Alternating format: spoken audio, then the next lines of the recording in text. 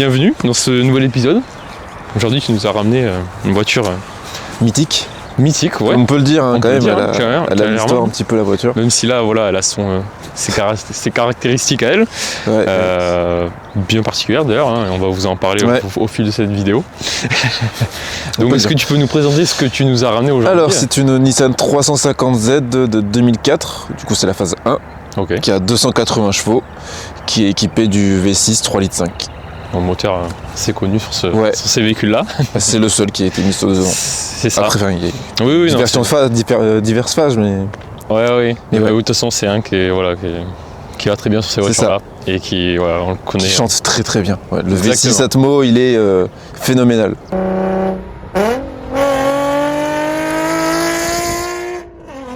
L'un des meilleurs V6, je pense, qui a été fait. Là-dessus, c'est vrai que... il est incontournable. Ouais, c'est clair. Sur ces véhicules-là. Bon, du coup, tu nous as ramené, cette magnifique Nissan. Yes. Qui a évolué aussi, on va dire, au fil du temps. Qui a bien évolué depuis. Oui, qui a bien évolué depuis ses premières phases. En termes de... Qui a toujours gardé un peu cette coupe-là, donc d'ailleurs, qu'on aime beaucoup. Qui a eu son lot de variétés aussi, notamment, je pense aussi aux versions Nismo ou des versions, Il y a eu beaucoup de... Enfin, une version Nismo, c'est surtout en termes de moteur et châssis que ça a été retravaillé.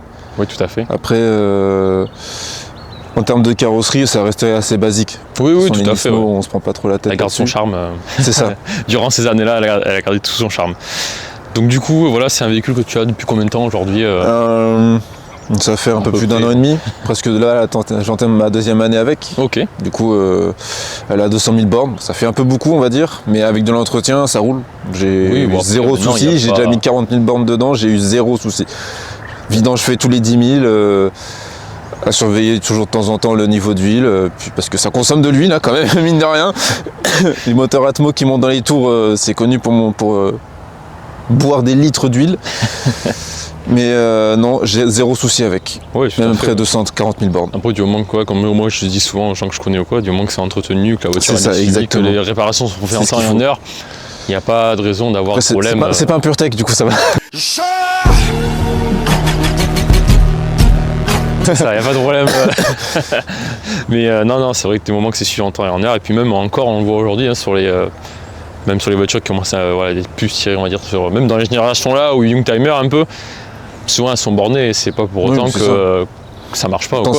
C'est des voitures de passionnés, souvent c'est des voitures, les mecs, à part certains qui les chivrent et qui font n'importe quoi avec, la plupart du temps on prend quand même soin de nos caisses, quoi. On essaye un minimum au moins que la mécanique soit saine. La carrosserie souvent on s'en fout un peu, c'est un peu le cas là. Mais en termes de mécanique on essaie de faire en sorte que tout soit nickel, parce que sinon c'est vite un gros billet qui peut être lâché. C'est sûr, ça peut vite chiffrer. Ouais, c'est clair. Non, c'est vrai que même moi, pour connaître des gens que je vous montrerai plus tard, je peux pas vous dire encore de date exacte, mais quand on va faire des choses plutôt sympathiques et qu'on aura hâte de vous montrer quand ce sera prêt. Donc c'est pareil, c'est des gens passionnés. Des fois, il y en a qui carrément déposent le moteur, ils refont tout de A à Z pour que la voiture soit vraiment nickel et de ça. C'est vrai que c'est ça qu'on aime bien aussi, c'est que qu'on prenne soin de nos voitures et qu'on puisse faire plaisir après avec et puis le repartager au travers notamment des vidéos. Surtout que là maintenant, moi je la roule un peu tous les jours parce que mon daily m'a un peu lâché. Du coup, je suis un peu obligé d'aller au travail avec. Du coup, ça consomme un peu plus, du coup la facture d'essence à la fin du mois elle est un peu plus élevée, mais après comme je te dis, vraiment la mécanique je regarde tous les jours je fais un petit niveau pour savoir. Tu fais ton suivi, quoi. Exactement, pareil pour le liquide de refroidissement parce que j'ai des soucis, juste il disparaissait, il est revenu d'un jour au lendemain. Ok. Du coup, voilà, mais sinon tout est bon. Bah ouais. Bon, du coup, tu as choisi de faire un covering. Ouais, c'est un covering que j'ai fait moi-même, du coup. Ça m'a pas coûté très très cher parce que c'est pas le top du covering, mais franchement, c'est une bonne expérience à faire, ça, ce genre de véhicule. Avec toutes ces courbes et tout en covering, c'est quelque chose. Ça prend du temps aussi, je pense. Oui, ça prend du temps, oui. Quand on voit surtout certaines courbes de la voiture. Après, j'étais un tout petit peu aidé pour certaines pièces. Par exemple, le capot, j'ai été aidé. Oui, c'est à ça que je pensais aussi, en voyant les courbes qu'il y avait dessus. C'est pas trop ça le problème. Je pense aussi. Le problème, c'est vraiment ça en fait, le fait que ça soit une boule. C'est un peu une sphère, du coup c'est chiant. Et non, le pare-choc, j'ai été tout seul pour le faire. Ok. J'ai miséré, j'ai passé 4 heures.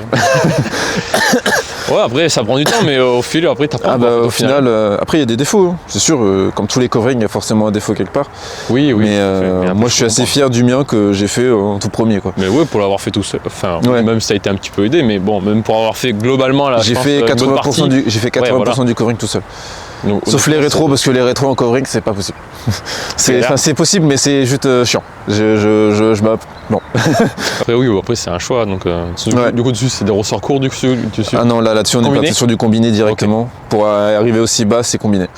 Oui. Après, il y a d'autres techniques, mais c'est des techniques obscures. J'en connais aussi, oui. C'est pas forcément très agréable à conduire. Je le tenterai pas, mais après, personnellement. Je le tenterai pas non plus. On m'a déjà dit des choses. Et... non. Parce que certains, ils mettent à la place des ressorts, ils mettent des rondelles. Ah oui, okay. Ils font ça beaucoup aux États-Unis. Après, leur route, eux, c'est d'une ligne droite, ils s'en foutent un peu. Eux, c'est assez plat quand même. C'est assez plat, ils n'ont pas tous les problèmes qu'on a ici. C'est ça. Mais non, je restais sur des combinés comme ça sera très bien. Et on m'a déjà demandé si je l'allais la mettre sur R un jour. C'est non. J'aime pas le R. Oui, après, c'est au goût de chacun. Voilà. D'une, parce que ça coûte cher. Oui, c'est vrai, c'est 3 et 4 000 euros, un bon compresseur, les bons combinés et tout. La mentalité derrière le truc, c'est vraiment le fait que ça soit posé au sol, statique, que ça bouge pas. C'est surtout ça, c'est vraiment le statique. Oui. C'est le après, en général, c'est surtout prévu pour ça. Hein, c'est exactement ça. Ils vont sur les ratios, ils posent les voitures et. Sauf que là, moi, je suis obligé de la rouler tout le temps comme ça. Et c'est ça, cette mentalité-là que j'aime beaucoup, tu vois. Vraiment toujours rouler à ras du sol. Oui, tout à fait. On t'arrache la voiture, mais tu casses des pièces. Mais on fait des choix. Hein. C'est ça, on fait des choix. Pas forcément les bons, mais. Non, c'est sûr, ouais. Bon, là, tu t'es amusé aussi sur le pare-brise avec.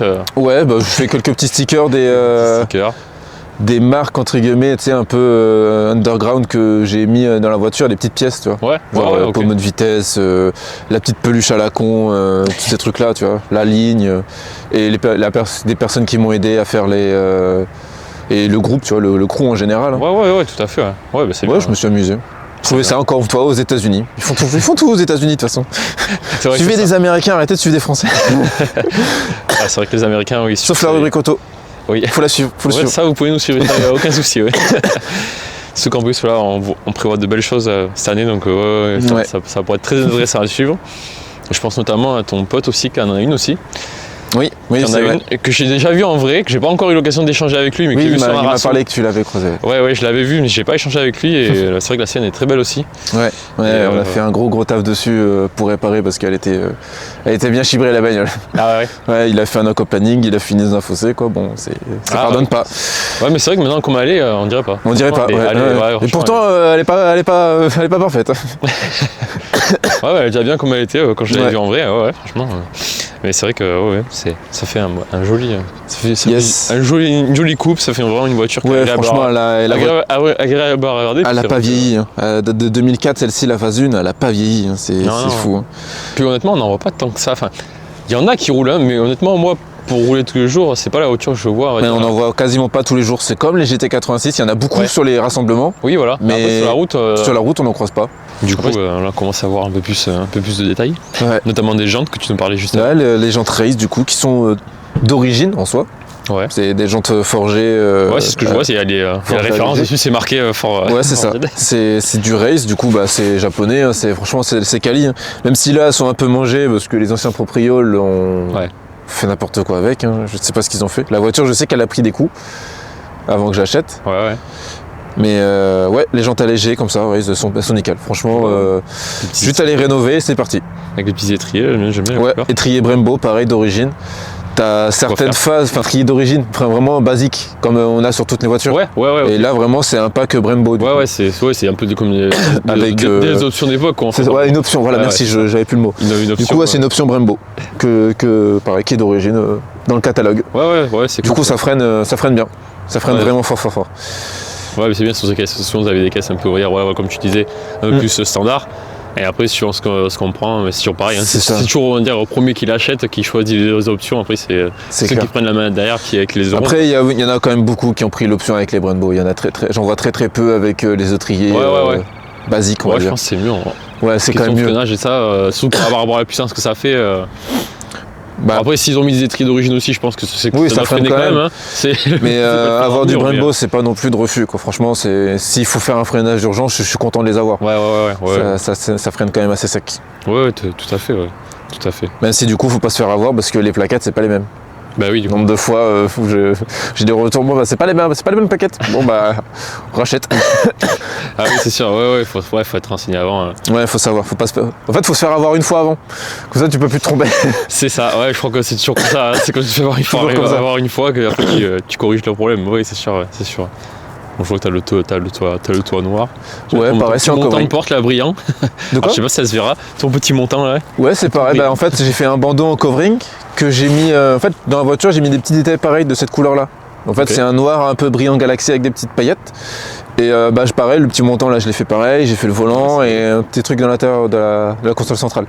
Qu'on verra après du coup. Oui, tout à fait, on fera le tour. Ouais. Et du coup ça fait un peu bizarre parce que vu que les rétros ils sont pas en covering, oui, je comprends. Ça fait un peu bizarre pour l'instant. Oui, je comprends. Mais les rétros ils vont être changés, de toute façon je vais partir sur des trucs un peu style Lambo, en gros c'est des rétro aéro avec un trou au milieu là. Je vois. Mais ils seront noirs d'origine, du coup je gagne du temps sur ça. Ouais, c'est sûr. Me prendre la tête. Ouais, c'est un peu ce combo là qu'on retrouve sur la voiture, c'est un peu le noir et ça me reviendra moins cher de faire ça que de faire une peinture ou un covering dessus. Ah oui, non, c'est sûr, je comprends. Après voilà. Ouais. C'est en fonction de chacun bien évidemment, c'est sûr. C'est ça. Voilà. Que tu nous as remis en place, on va dire, avant de revenir. Ça tient grâce à de la magie Riesland. On a tous connu un peu ça, je crois. Ça. Comme toutes les voitures avec des pièces neuves où c'est monté à l'arrache, ça tient au Riesland. Les clignots tiennent au Riesland et de chaque côté, j'ai 4 Riesland qui tiennent. Ok, ah oui, d'accord. Ouais. L'échappement était trop large, du coup, j'ai dû couper à la Dremel pour que ça passe. Ouais, tout à fait. Ah, c'était quelque chose. Hein. Hier, je me suis bien amusé. J'imagine, ouais. J'ai pas fini là. Faut que je rajoute plein de trucs parce que c'est le problème de la fibre. Quand on achète des trucs en fibre comme ça, souvent c'est pas foufou. Oui, mais au moins je suis content, j'ai mon pare-choc. Après ça va se faire comme on disait tout à l'heure. Ouais, exactement, avec du temps, avec du travail, voilà. Du coup ça fait un peu tâche sur la voiture malheureusement, mais. Tu vas refaire la même couleur que tu as actuellement sur ta voiture ou pas sur le pare-choc? Je sais pas si je change le covering tout entier directement ou si je repars sur ça aussi. Je sais pas encore. Ok. On verra ce que le budget me dit. Ouais, voilà, exactement aussi. Ouais, c'est ça. Et ouais, donc du coup, comme on voit là, comme on peut le voir notamment ici, bon, on n'est pas très large, hein. Moi je passe ma main, mais je pense que 2 mains, ça va faire à peu près le. Ouais, c'est ça. C'est vraiment. À peu près suivant la taille des mains, mais. Assez bas. C'est après moi je pensais pas que ça descendrait autant. C'est vraiment tes angles en fait qui jouent sur la. Oui, qui font que c'est vachement bas. Sinon après là-bas t'es un peu plus haut. C'est ça. Du coup, c'est là que ça devient compliqué. Chaque dodan, faut que je réfléchisse, est-ce que je le prends ou pas celui-là? Ouais, tout à fait. Ouais. Et il y a des pentes, je peux pas les prendre parce que ça frotte à l'arrière. C'est compliqué. Mais bon, c'est la vie que j'ai choisi de mener, comme je dis. Être surcombiné, rabaisser plus bactère, poser au sol, statique, c'est un choix de vie. Mais c'est ça, c'est au fond. Certaines routes sont impraticables du coup, mais faut tout théorie craft avant de partir au travail. Ah ouais, là, faut faire Mais ouais, du coup, les dodan à 10, toutes les routes à pas plus de 30 des fois. Ouais, bon après, voilà. Bon, on retrouve les feux teintés, du coup, derrière. Ouais, c'est des films teintés que j'ai posés moi-même sur un phare qui pété, qui a pété hier. Mais... Oui, ce que tu me disais tout à l'heure, on commençait. Mais ouais, j'ai éteinté les phares à l'arrière. On voit quand même bien, et puis ça donne un peu de gueule quand même avec la couleur, ça... C'est pas mal. Après, ça reflète, comme on disait, les autres éléments, quoi, au final. Les autres éléments de ta voiture, tu vois, le toit, voilà, tout ce que tu as un peu autour. Comme ça qui font que ça donne la forme. Parce que les phares rouges sur du vert, oui, c'est pas le meilleur combinaison de couleurs, quoi. Oui, non, mais je peux comprendre. Après, ça va changer, ça va partir sur des phares clear. Tu sais, les phares vraiment chromés avec la lentille transparente. Ok. Du coup... ça m'a paraît un petit budget, mais c'est pas ce qui coûte le plus cher. Vu que je vais faire des trucs un peu fait maison, je vais ouvrir les phares, je vais peindre l'intérieur. Ok, ah oui, ok. Enfin, j'ai le catadioptre qui est rouge, qui est à l'intérieur. Du coup, je vais le peindre en argent. D'accord. Un truc propre. Et après, je mets une lentille transparente que je dois acheter aux States, malheureusement. Qui a un petit budget, mais au moins, je vais avoir des phares uniques. Ouais. C'est parce que les phares sur les 350Z qu'on va trouver sur internet, les phares arrière, c'est dégueulasse. Je vais être honnête, c'est dégueulasse. C'est pour le prix que tu les achètes, certains, c'est un peu de l'arnaque. Ah ouais, ça. Après, c'est du LED, mais bon, moi j'aime bien l'halogène, c'est bien l'halogène. Moi, je suis un vieux, moi. Ah ouais, on aime bien les. On aime bien tout ce qui est un peu ancien. Donc tout ce qui est récent, je suis pas fan, tu vois, genre. Ouais, tout à fait. Bon, après, c'est toujours là, comme on dit, au goût de chacun. Mais c'est vrai que je sais que, notamment, des personnes qui sont passées sur la chaîne, notamment, qui ont des japonaises, et souvent, ils sont obligés d'acheter des pièces, au States, souvent. Ouais, bah, très souvent au Japon ou aux États-Unis. Choses là-bas, même au Japon. Plus de choix. C'est ça. Tu trouves, en fait, ce que tu as besoin. Oui, voilà. Tu arrives en France, tu vas sur les sites pour trouver des pièces, 350Z, tu vas trouver des pièces performance. Mais que pour aller sur circuit, c'est toutes les mêmes. Tous les sites sont pareils en soi et c'est compliqué de trouver des pièces d'origine sur la voiture. Ouais, tout à fait. Ouais. Trouver un pare-choc d'origine, t'en trouves sur le Bon Coin, au Voco, et sur les sites spécialisés, on va dire, ça te coûte un bras. Ouais. T'as 600 balles le pare-choc arrière, tu fais non quoi. On va plutôt partir sur un pare-choc comme ça qui coûtera moins cher, tu vois. Ouais, tout à fait. Bah ouais. Hop, bon, nous voilà au cœur de la bête. Au cœur de la bête, comme on dit. Ça. Petit V6 3 litres 5. Qui est un micmac encore pour travailler dessus. Par contre, ça c'est un bordel. Il y a tellement de faisceaux partout. Mais franchement, une fois qu'on connaît, tout va vite. C'est le principal pour la mécanique. Après, il n'est pas forcément au meilleur état de sa forme. Il a un peu de corrosion dessus sur la ronde d'admission. Bon, après tout ça se nettoie. Et voilà. Ok. Après normalement il y a un gros cache moteur aussi, mais que je l'ai viré parce que ça fait un peu moche. Et là le moteur il est d'origine du coup. Il n'y a rien de modifié à part un filtre dans la boîte à air. Ouais, tout à fait. Ouais. Un filtre sport, au moins que je peux nettoyer, qui me coûte pas un bras à chaque fois tous les mois. Oui, c'est sûr. C'est sûr, c'est un choix. Ouais. Du coup, sur ce moteur-là, est-ce qu'il y a pour ceux admettons, qui voudraient en acheter, est-ce qu'il y a des choses à savoir ou à regarder avant d'acheter Alors oui, il y a toujours des trucs à regarder. Déjà, le principal, c'est de savoir ce qui a été fait dessus. Si le mec il a au moins les bougies, les bobines, tous ces trucs là, et il y a des maladies, par exemple le kitchen, la chaîne distri qui peut casser autour des 200 000 km. Okay. Du coup souvent si ta voiture a 200 000 et que la distri n'a pas été faite, tu peux vite avoir une mauvaise surprise. Il y a ça, il y a plein de petits trucs. Après vraiment le plus gros moi que je connais c'est la distri, la conso d'huile qui est un peu qui est un peu élevé. Il y a les joints de cache-culbut qui sont intéressants à changer quand quand on achète la voiture. Après, il vaut mieux changer directement le cache-culbut parce que tu as les puits de bougies. Ouais. Enfin, les puits des bobines. Le joint, il se change pas. Du coup, il faut directement changer la valve. Enfin, le valve cover. C'est mieux de faire comme ça, s'il y en a qui veulent faire ça. Du coup, non, mais sinon, après, ça va. Il n'y a pas trop de maladies. Enfin, moi, en tout cas, je suis pas tombé dessus. Ok. Après, il y a des choses à savoir.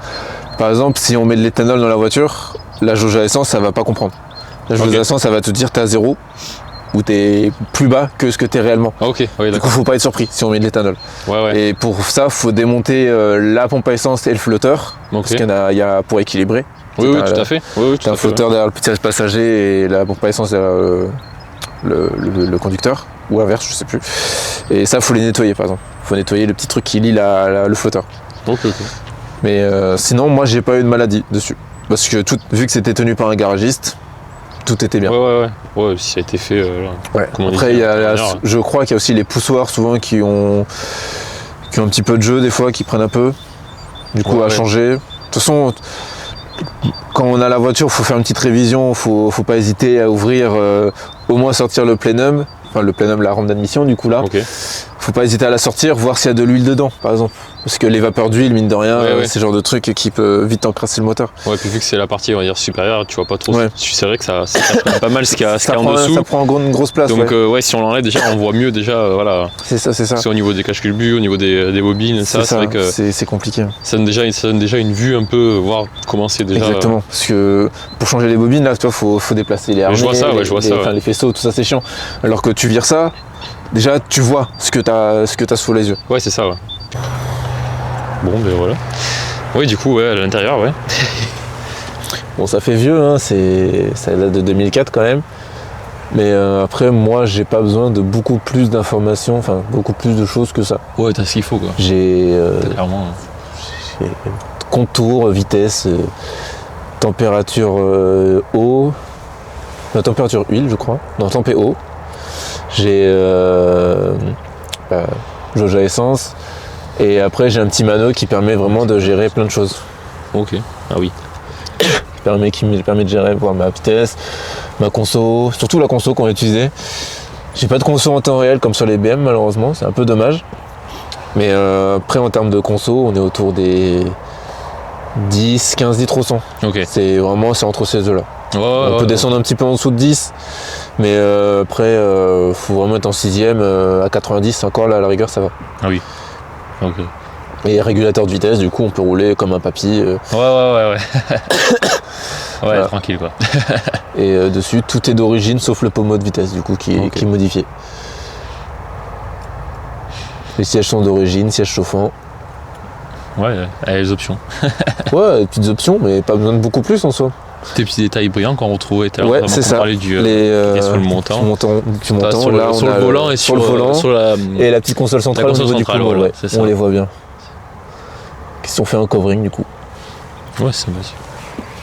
Puis rappelons-le quand même que dessus c'est un véhicule de place. Ouais, c'est un coupé de place du coup. Ouais, et l'arrière est bien vidé. Ouais, c'est ce qu'on voit. Donc oui, c'est un petit coupé de place, mais bon. Mais on est bien. En fait, on a quand même pas mal de place. On n'est pas étouffé comme sur certaines. Après, on est grand, du coup. Franchement, on a la place pour mettre nos jambes. Du coup, c'est bien. Ouais, c'est pratique.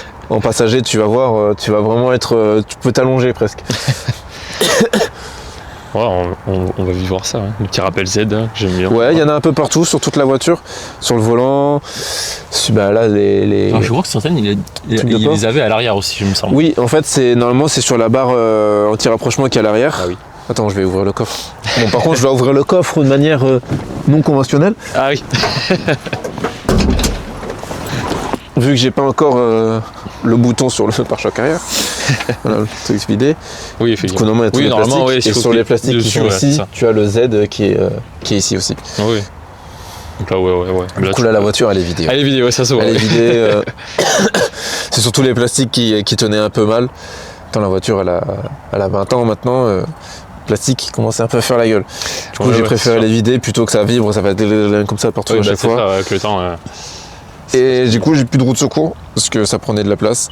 Et que la roue galette, j'ai conduit une fois avec, plus jamais. Bon, du coup, je viens de rentrer dans la voiture. Ouais. C'est la première chose qui m'a ouais, c'est vrai que j'oublie d'en parler à chaque fois, mais elle est numérotée du coup, la voiture. Ouais, c'est sympa ça. Une des 350 premières arrivées en France. Ouais, c'est cool. D'avoir ce petit truc un peu dans la voiture. Ouais, c'est ça. Que c'est un peu un modèle. C'est un peu ça. Ouais, donc comme tout à l'heure, on voyait les manos. Du coup, avec ce petit bouton-là, en fait, ce bouton-là, il gère ce mano-là, qui me donne toutes les infos. Okay. Là, j'ai ma pression d'huile, voltage de la batterie. Ici, là, je vais avoir ma température extérieure, la conso restante. Je sais pas si tu vas voir. Ouais, j'arrive à voir. La conso moyenne quand on roule, bon là, on voit qu'on est à 14 litres au 100, à même pas 30. Ça, on s'en fout un peu. Ça, c'est un chrono, on s'en fout. Ça, c'est le RPM. C'est le petit flash qui apparaît quand j'arrive au régime moteur. On s'en fout un peu aussi. L'heure qui est jamais à l'heure parce qu'à chaque fois que tu débranches la batterie, oui, forcément. Et le kilométrage, du coup. Ok. Et voilà. Ouais, c'est pas mal. Ouais. Non, franchement, il n'y a pas besoin de beaucoup plus, tu vois. Franchement, petit carte play qui était installé quand j'ai acheté la voiture. Qui est un peu pratique quand même. Ouais, c'est ce que tu fais où tu vas. Oui, c'est ça. Tu es déjà dessus. Surtout quand tu mets le GPS, quand tu fais des longs trajets, tu branches ton téléphone tranquille. Ouais, tu mets ton téléphone dans la boîte à gants et puis. C'est une grande boîte à gants quand même. Ouais, mais il y a quand même un peu de place. Et il y en a une derrière toi, en plus, il y en a aussi encore une derrière ton siège. Okay. Là, il y a le caisson de basse Bose qui est d'origine. Okay. On a un système de son Bose qui marche plutôt bien. Puis en soi, il y a tout ce qu'il faut à portée de main. Tac, tu vois, j'ai pas besoin de petit porte-gobelet si tu veux. Ah ouais. Petit allume-cigare. T'en as un autre allume-cigare. Ils ont caché pas mal de choses quand même. Ouais, c'est ça. Ils ont caché, ouais. Mais normalement ici, à la base, il y a une option avec un GPS ici. Ok. Parce que moi je l'ai pas, du coup cette option, et normalement il y a un cache. Ah oui, qui va par-dessus. Enfin tout le monde se cache, mais bon, le mien il a pété. Parce que bon, il avait déjà été réparé, mais il a pas tenu. Ah ouais, ok. Et cette pièce-là coûte un peu cher à réparer, quoi. Juste pour un cache, on est à 200 €, on va éviter, quoi. Ça fait un peu cher le plastique. Je comprends. Ça fait un peu cher le plastoc. Et après les plastiques ils ont un peu vieilli, hein. 4 ans, ils ont 20 ans, le truc, ils prennent des coups un peu partout. Bon, déjà pas trop mal. Par contre, bon, le frein à main est un peu customisé aussi. Hein. En fait, Ouais. on appelle ça un drift button. C'est juste en fait un truc à la con. Là, il est comme ça, il faut que j'appuie comme ça pour le. Ah, ok, d'accord. Ouais. C'est débile, hein. Des fois, quand je suis dans les bouchons, je l'ai vu, je suis comme ça.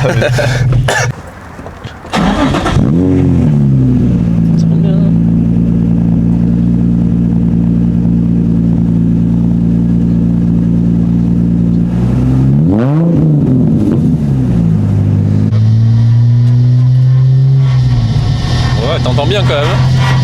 Ah oui, ce que tu me parlais tout à l'heure, mais le reflet, ouais. T'entends un peu en fond, ouais. Oh, ouais, ça.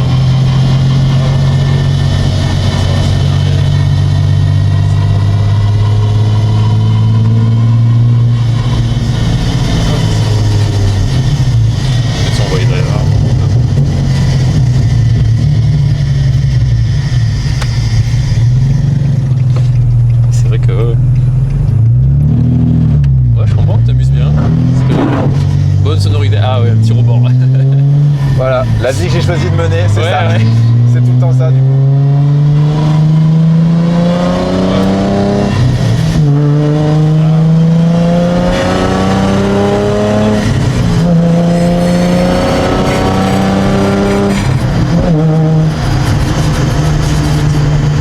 Sans forcer, ça monte tout seul. C'est vrai. J'ai pas dépassé les 4000 tours, j'étais à 100, tu vois. C'est vrai que... Non, franchement, ça... Bon, par contre, Ouais. on s'entend pas parler. Ah oui, non, c'est vrai que... Ouais. On a un peu de mal à s'entendre parler parce que... à cause du Riesland qui frotte contre le pneu. Ouais, puis il y a une bonne sonorité aussi à l'échappement, donc... Après, normalement, ça ne le fait pas autant. Ouais. Parce que là, j'ai quelques soucis au niveau de l'échappement. Oui, ce que tu m'avais expliqué, oui, tout à fait. Ouais. J'ai le silencieux qui est un peu bancal. Mais c'est surtout le Riesland qui frotte là, qui fait mal à la tête.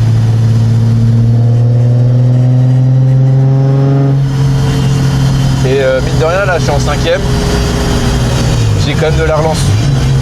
C'est souvent les voitures, quand tu es avec un rapport assez élevé, vont avoir du mal à repartir. Alors que là. Tu rétrogrades pour pouvoir repartir bien. Ouais, c'est ça.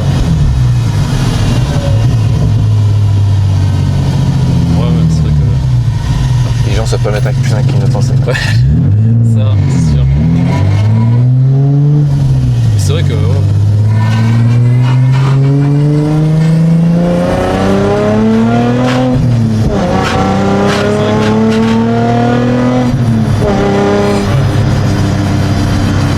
Je repense à ce que tu me disais tout à l'heure que t'en avais vu un qui avait mis un turbo dessus. Moi, je pense déjà que ça marche bien sans. Ça bombarde. Alors j'imagine avec... Oula, oui. Non, avec un turbo, ça marche vraiment très très fort, les prépas. Mais bon, c'est un peu compliqué à mettre. Il y a quand même un gros billet à mettre dedans. Ouais, mais ouais. Il y a des pièces toutes les dates et ça. Mais par contre, ça pousse. Parce que là, en phase 1, ça peut encaisser 400 bourrins stock avec un bloc d'origine. Ce qui est pas dégueu. Hein. Ah non, franchement, c'est bien dégueu. On passe de 280 à 400, pas mal. Mais dès qu'on commence à forger et tout, on peut arriver aux 700. Ah oui. 700 chevaux vraiment sans trop se prendre la tête. Ouais. Ouais, c'est sûr. Non, ça fait Du coup, c'est une petite boîte 6 en plus. Du coup, quand je suis en 6ème, 130, je dépasse pas les 3000 tours. Et la voiture commence à faire beaucoup de bruit à 3000 tours. Ok. Du coup, en fait, c'est calculé pour pile poil pas être insupportable. Ouais.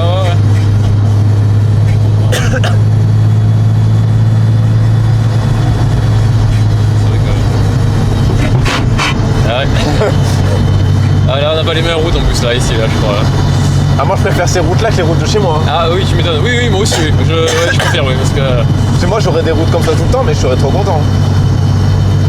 Ouais elles sont à peu près correctes. Ouais c'est ça.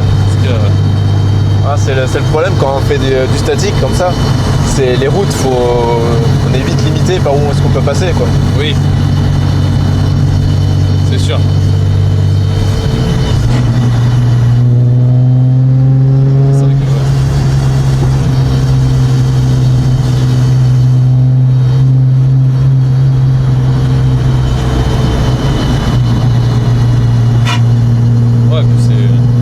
Du couple je pense quand même, c'est pour que ça ait une reprise on va dire aussi, ouais, aussi fluide. Ouais.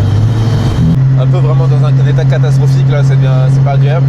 Mais sur des routes comme ça.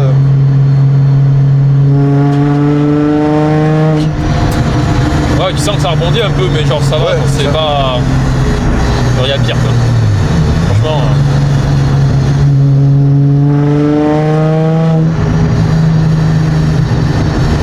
Et là tu libères le V6, là je suis en tête. Ouais, là il.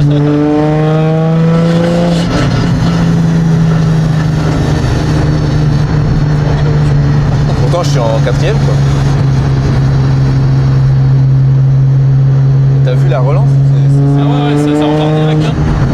C'est fou. En fait t'as pas de perte en fait, ça reprend direct. Quoi. C'est ça. Pourtant j'ai vu qu'avec j'ai fait le Dekata, j'ai quand même perdu pas mal de couple. Enfin, pas mal. Je reste toujours dans les 300 Nm de couple. Mais j'en ai quand même perdu. Mais il y a toujours autant de reprises, quoi. C'est ça qui...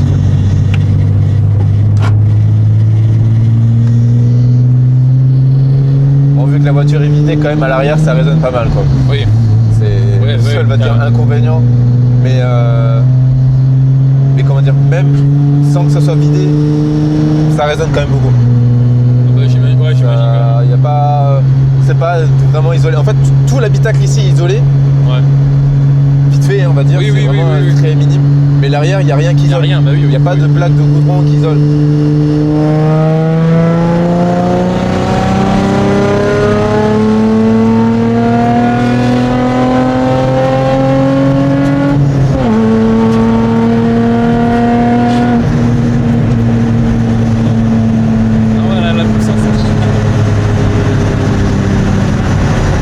Le V6 vit.